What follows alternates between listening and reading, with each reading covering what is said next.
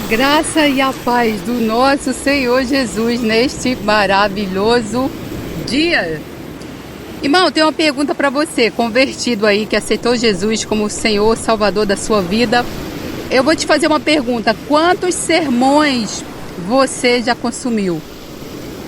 E até hoje você não abriu a sua boca para proclamar a palavra do Senhor e obedecer a um dos versículos mais proclamados da Bíblia: ide por todo o mundo, pregai o evangelho a toda criatura, libertar cativos e oprimidos, curar enfermos, expulsar demônios. De graça recebei, de graça dai. Veja, de graça recebei, de graça dai. Não é cobrar para pregar o evangelho, expulsar demônios, curar enfermos, ressuscitar mortos, não. É fazer a mesma coisa que Jesus fazia e os seus discípulos. É isso que a igreja precisa fazer nos dias de hoje. E mais uma coisa, o ID não é para pastor, pastora, como se diz por aí. O ID é para todo aquele que aceitou Jesus, confessou Jesus como o seu Senhor e Salvador da sua vida. Porque a palavra de Deus diz: aquele que crer será salvo, quem não crer será condenado. Veja, a Bíblia fala de 3 cavalos: um branco, acho que um amarelo, um vermelho e um preto. Na verdade são 4 cavalos. O cavalo branco é aquele onde vem montado Jesus como rei, porque ele vive, ele reina e ele voltará como rei para julgar as nações e os povos. Então o que a gente tem que fazer para que esse cavalo branco chegue na frente dos outros cavalos? Cumprir o ID, pregar a palavra do Senhor. Você não vai ter que fazer aí faculdade de teologia, não sei, de 4, 5 anos para poder pregar o evangelho, não. Você precisa dar o testemunho da sua vida em primeiro lugar, né? Porque a gente precisa andar em obediência. Não é que a gente virou um santo do dia para a noite, mas a gente precisa buscar a santidade diariamente, porque sem santidade ninguém verá o Senhor. Não chegará ao Senhor sem santidade. É uma corrida diária, é um atleta. Paulo disse que nós somos um atleta.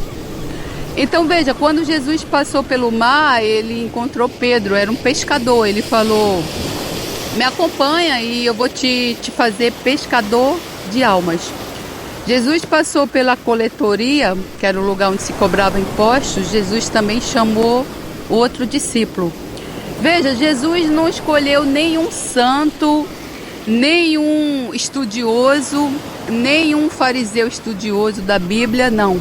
Jesus escolheu humildes, trabalhadores, ignorantes, pessoas simples. Jesus não chamou ninguém que tivesse conhecimento da Bíblia ou que mesmo fosse um sábio, não.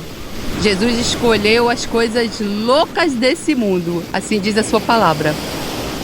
Então, se você um dia entregou sua vida para Jesus, o aceitou como seu Senhor, você precisa cumprir esse mandamento da lei do Senhor: o ide e pregar o evangelho a toda criatura, para que o cavalo branco chegue na frente e todo mundo escute o evangelho do Senhor, o evangelho que salva, que transforma.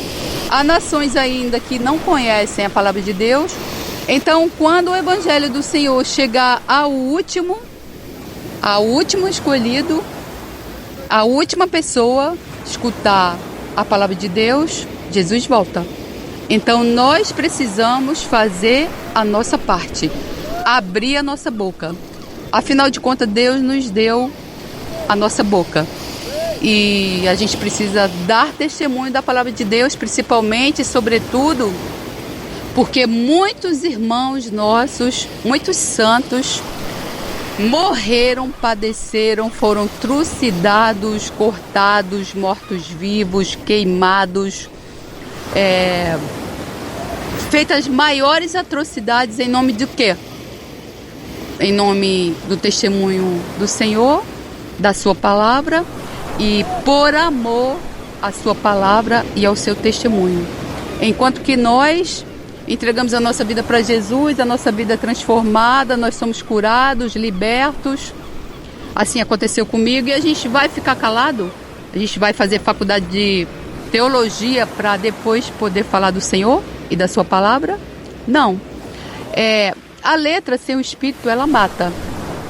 Mas a palavra de Deus diz que quando a gente entrega a nossa vida para Jesus, o Espírito Santo passa a habitar em nós.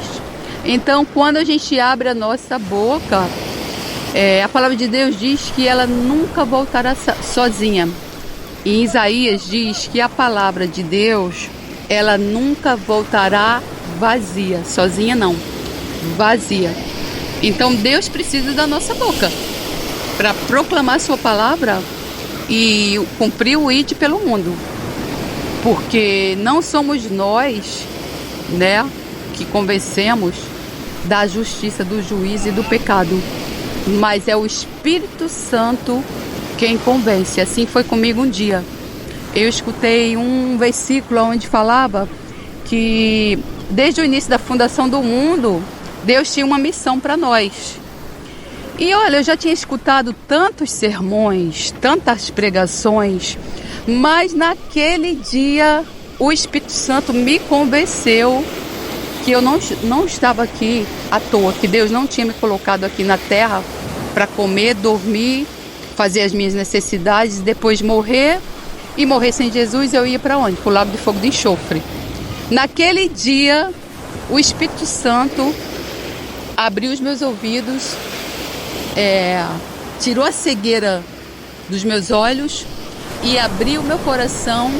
E foi aquele versículo, aquela palavra que me convenceu naquele justo dia.